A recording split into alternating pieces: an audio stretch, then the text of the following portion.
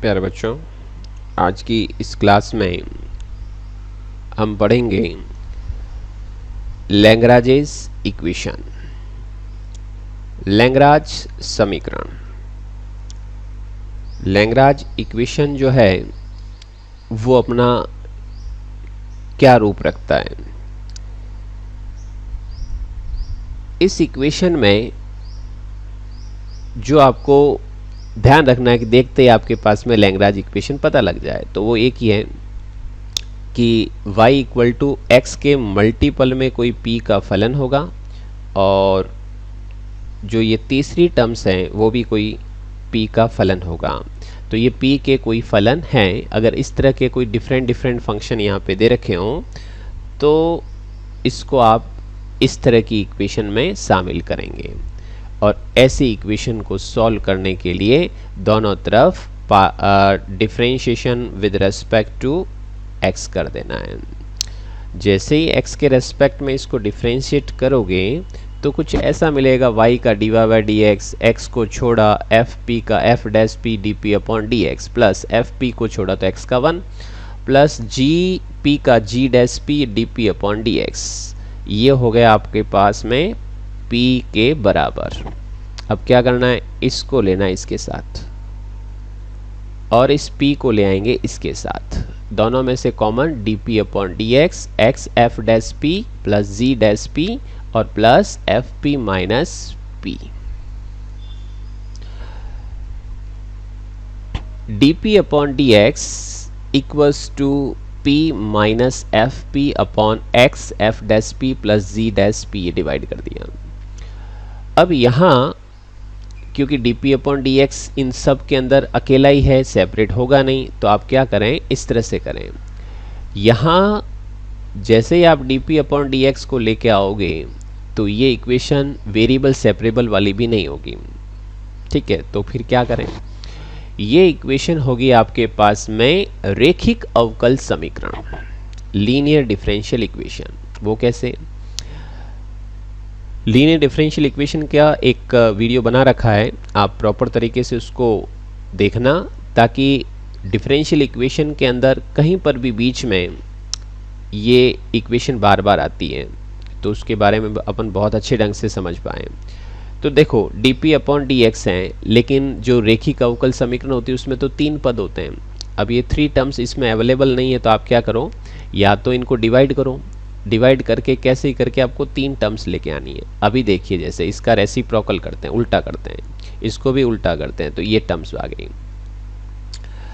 तो dx upon dp और x f dash p, p minus F P, p minus F P, ये अब ये x है तो इसी टर्म्स को इधर लेके आना।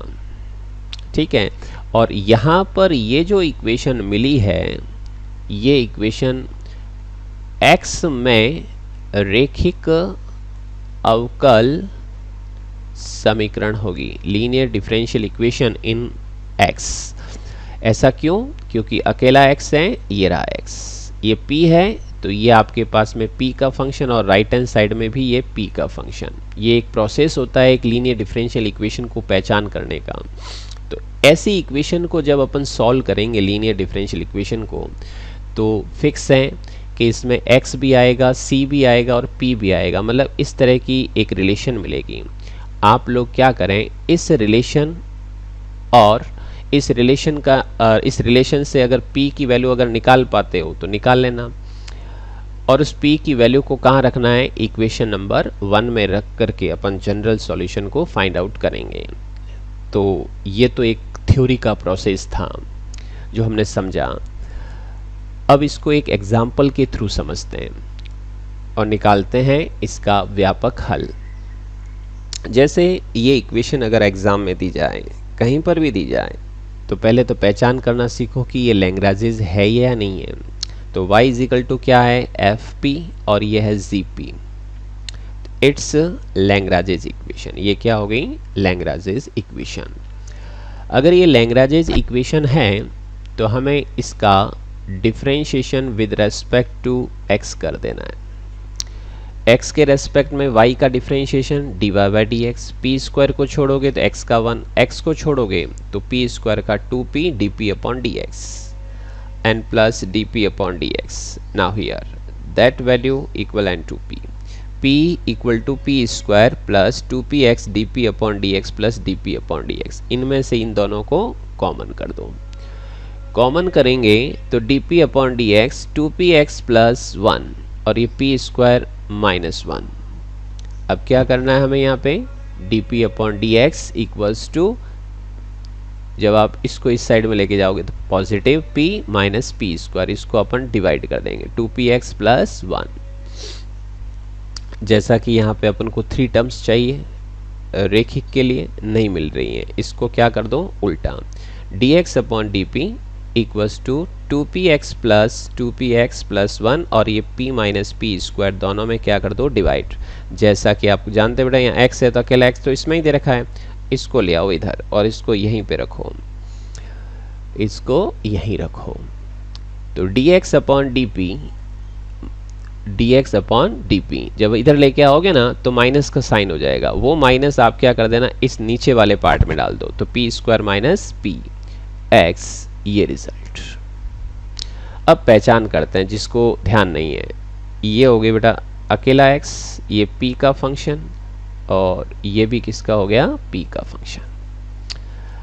रेखिक अवकल समीकरण को कैसे सॉल्व करते हैं, जैसा कि मैंने बताया, पिछला वीडियो अपने देखना बेटा, इसमें कहीं पे मिल जाएगा आपको प्लेलिस्ट पे, उसमें पूरी डिटेल दे रखी है एक लीनियर डिफरेंशियल इक्वेशन को कैसे सॉल्व किया जाता है.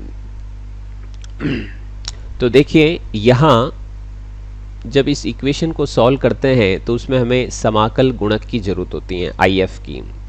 तो हम क्या करते हैं, इसका IF निकालते हैं, e की पावर यहाँ पे जो x है इसका जो मल्टीपल जो भी होगा वो यहाँ पे रखिए और dp, और इसको कर दीजिए आप इंट्रीगेट. तो p कॉमन, p बाहर से कट जाएगा ये आपके पास में, तो 2 upon p minus 1 of dp, तो 1 upon p minus 1 log p minus 1, ये 2 चला जाएगा यहाँ पर, एंटी लॉग से आपके पास में, ये आपके पास में सॉरी 2 यहाँ पे जाने के बाद e लॉग जो होता है 1 होता है, तो ये आपके पास 2 को जैसे यहाँ लेके जाओगे e की पावर लॉग दैट इज 1 और ये हो गया p माइनस 1 का होल स्क्वायर.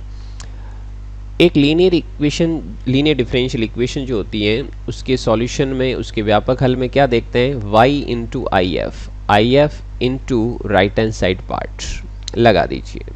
तो हमारे पास में क्या मिला, y multiply of p minus 1 का whole square and integral sign p minus 1 whole square into इस इक्वेशन में present right hand side part 1 upon, ये आपके पास में 1 upon p minus p square. इसको अपन कहाँ रखते हैं, यहाँ पे रखेंगे. अब इसको भी देखो सॉल्व कर सकते हो कैसे, एक तो काम करो इसमें से p कॉमन ले लो, ठीक है, माइनस लेके बाहर, तो p माइनस 1 और ये p माइनस 1 का होल स्क्वायर, ये आउट. तो क्या बच गया, p माइनस 1 अपॉन p, और इसको भी अलग अलग डिवाइड कर दीजिए 1 अपॉन p और माइनस 1. इंटीग्रेट हो सकता है अभी भी, जितना हो सकता है उतना ट्राई कीजिए. माइनस 1 अपॉन p यानी कि लॉग p, और ये हो जाएगा minus minus plus p 1 into D p आ जाएगा p माइनस लॉग p और plus constant c. Generally in प्रश्नों में देखा गया है, क्या देखा गया है, आप अगर यहाँ से p की वैल्यू निकालने की कोशिश करोगे तो नहीं निकलेगा, स्पेशली लैग्रांज वाले केस में. तो जब जिनमें p नहीं निकले, ऐसा नहीं कि आप लेकर के बैठ जाओ, लेके नहीं रहे, जहाँ नहीं निकले छोड़ दो. तो फिर क्या करेंगे, फिर व्यापक हल किस तरह से बताएंगे, उसका एक तरीका है, जिन भी इक्वेशंस के अंदर p की हमें जिनमें ज़रूरत होती है उनकी बात कर रहा हूँ, और p नहीं निकल रहा है, तो आप लोग क्या करिए, जहाँ तक हो सके लाके छोड़ दीजिए. एक चीज़ और बता दूँ, ये मान लो अभी तो इंटीग्रल इसमें हो गया, कुछ ऐसे प्रश्न और भी मिलेंगे जिनमें यहाँ पे इंटीग्रल पॉसिबल नहीं हो पाएगा, तो घबराने की ज़रूरत नहीं है.